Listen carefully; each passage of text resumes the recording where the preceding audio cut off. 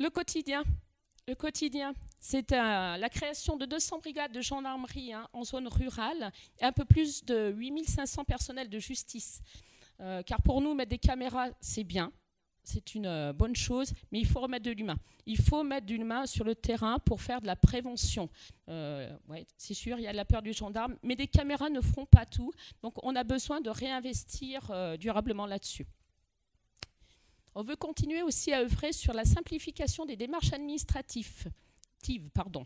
Tous, à un moment dans notre vie, on a eu quelqu'un qui nous a dit bon, moi j'ai des difficultés pour faire ma déclaration d'impôt, ou là je ne sais pas trop comment il faut faire. Donc on a mis en place des maisons France Service. Donc ces maisons France Service, on en compte 5 actuellement. Donc il y a Boin-sur-Lignon, Noir-Étable, Chazelles, Saint-Germain-Laval et Vauche. Alors ces maisons de France Service, c'est quoi? En fait, c'est tout simplement des lieux où vous allez pouvoir faire vos démarches. Il y aura quelqu'un de professionnel donc qui va pouvoir vous répondre sur tous ces points-là. Des gens qui sont formés, qui ont le temps, qui seront à votre écoute. Donc, comme je vous disais, il y en a 5 et c'est des maisons qu'on souhaite développer encore plus.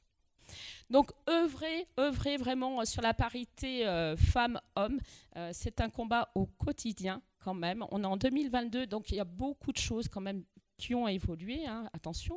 Hier, j'avais lu en 1791, qu'Olympe de Gouges avait publié la Déclaration des droits de la femme et de la citoyenne. Il avait écrit « La femme naît libre et demeure égale à l'homme en droit ». Donc ça, c'est vrai.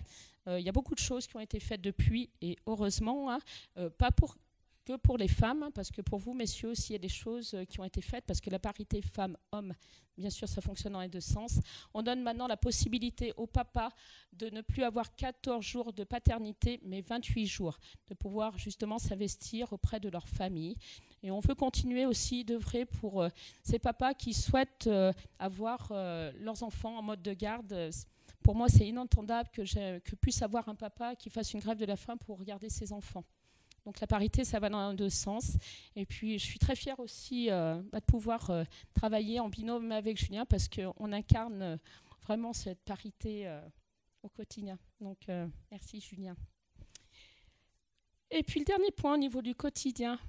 Je vais vous installer, mesdames. Pour lutter contre toutes les formes de discrimination, et promouvoir l'inclusion. Donc, pour cela, on souhaite plus de places d'accueil et d'inclusion pour les personnes en situation de handicap. C'est entre autres un autre projet qu'on souhaite promulguer.